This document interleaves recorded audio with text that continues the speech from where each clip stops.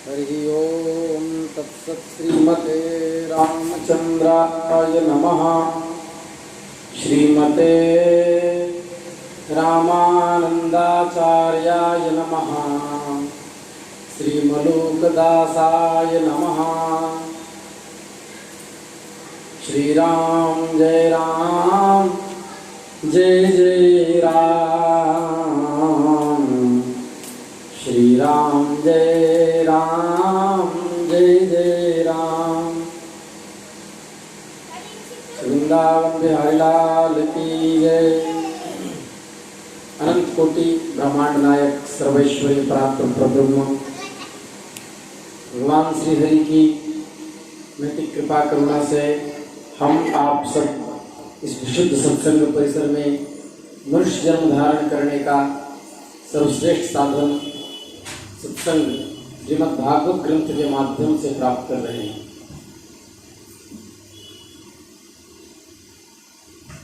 श्री कृष्ण ने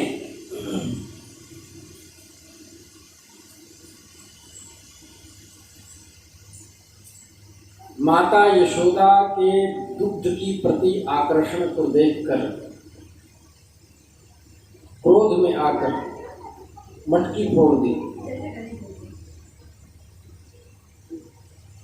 जब यशोदा मां पकड़ने के लिए बढ़ी तो ठाकुर जी दौड़ने लगे।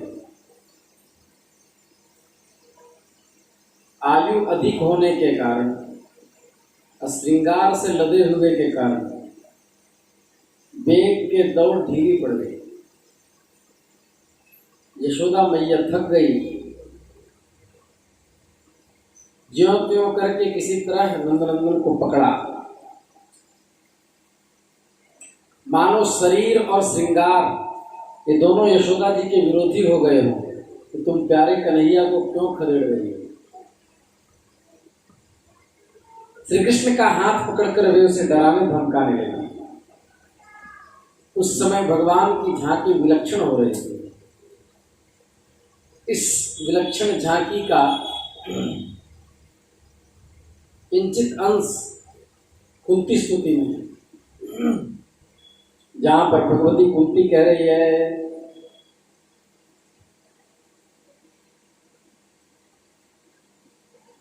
गोप्या ददे त्वयि कृतागसिदाम तावत् याते दशाश्रुकलिलाञ्जन संभ्रमाक्षम् वक्त्रं निनीय भयभावनया स्थितस्य सा मां विमोहयति धीरपि यद्विभेति।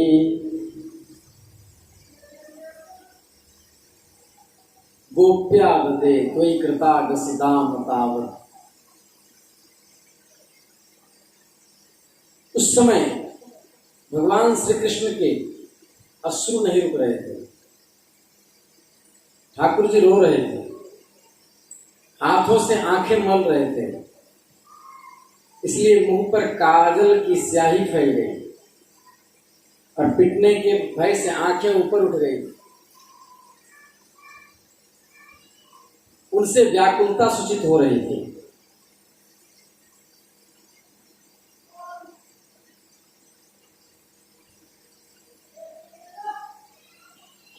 और कह रहे थे, अरे मैया मोहे मत मार। माता जी ने कहा कि तुझे पिटने का इतना डर था तो मटका क्यों फोड़ा। श्री कृष्ण का, अरे मैया मैं अब ऐसा कभी नहीं करूंगा, तुम अपने हाथ की छड़ी डाल दे, मुझे बड़ा डर लग रहा है। जब यशोदा जी ने देखा कि लल्ला बहुत डर गया है, तब उनके हृदय में वात्सल स्नेह उमड़ गया और छड़ी फेंक दी। इसके बाद उन्होंने सोचा कि यदि इसको छोड़ दिया तो फिर भाग जाएगा।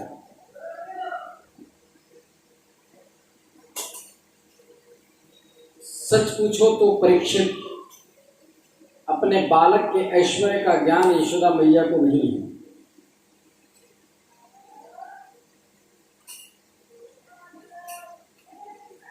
तब उन्होंने उखल में ओखली उखल में बांधने के लिए रस्सी मंगाई। रस्सी से मैया बांधने लगी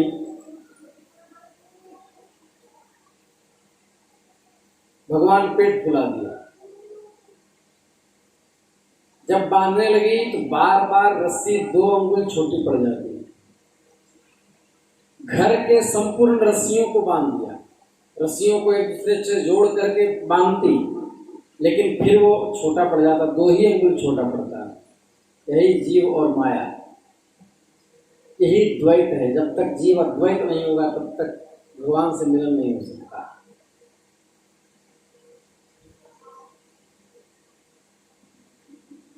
भगवत कृपा से द्वैतानुरागी भी मुक्त हो जाता है और असंग भी प्रेम में बन जाता है। यही दोनों भाव सूचित करने के लिए 2 अंगुल कम हो गई।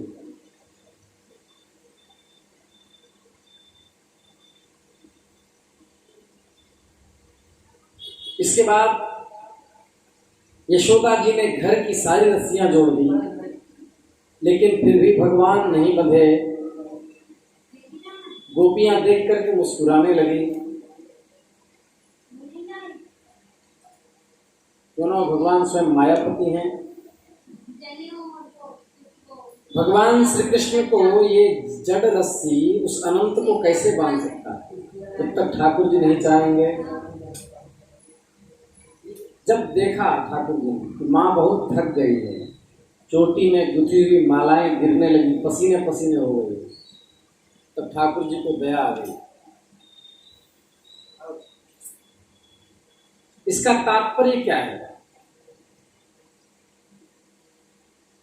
जीव को जब तक अहंकार रहता है कि मैं परमात्मा को पकड़ लूंगा, अपने में बांध लूंगा, तब तक ईश्वर हाथ में नहीं आते। जब साधन करते करते, भजन करते करते जीव थक जाता है और हे नाथ अब मेरे बस की बात नहीं। भगवान को साधन साध्य नहीं, कृपा साध्य है। भगवान नाम का जप करना, माला जप करना, तप करना, ये पात्रता है भगवान को प्राप्त करने का, लेकिन मिलते तो कृपा से ही। जब देखते हैं कि जीव का अहंकार का पूरा पूरा नष्ट हो गया, तब भगवान अपने आप को दे देते हैं। क्योंकि श्री कृष्ण परम स्वतंत्र है। परम स्वतंत्र न सिर पर कोई। श्री कृष्ण परम स्वतंत्र हैं, जगत के वश में कैसे आ सकते हैं।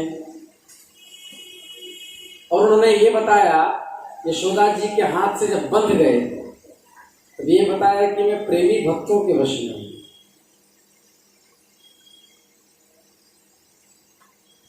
भगवान समर्पण से बंध जाते हैं।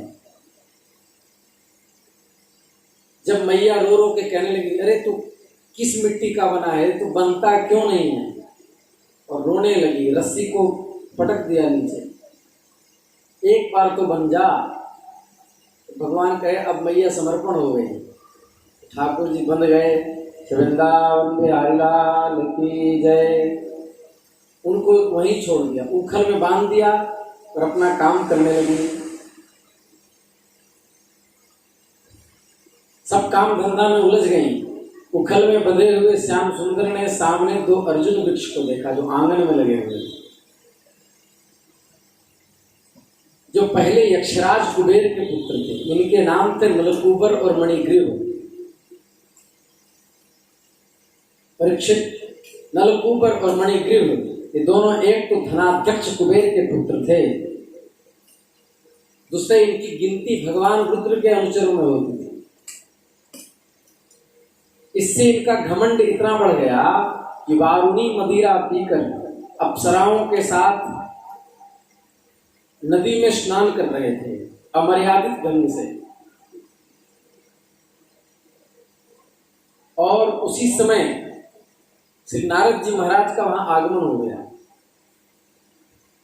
नारद जी को देख करके वस्त्रहीन अप्सराएं लज्जा के मारे गड़ गईं और झटपट पहन लिए, किंतु यक्षों ने कपड़े नहीं पहने। मणिग्रीव और उनके भाई ने, नलकूबर ने कपड़े नहीं पहने।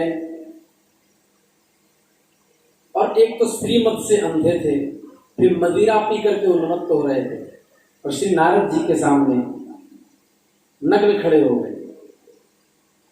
नारद जी को बहुत क्रोध आया और शाप देते हुए कहा, जो लोग अपने प्रिय विषयों का सेवन करते हैं उनकी बुद्धि को सबसे बढ़कर नष्ट करने वाला है श्रीमंत धन संपत्ति का नशा।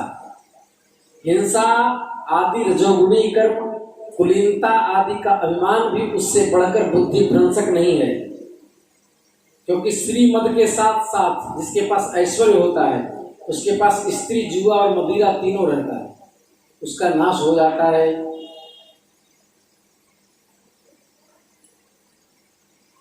बताओ तो सही, यह शरीर किसकी संपत्ति है जिस पर तुम घमंड कर रहे हो?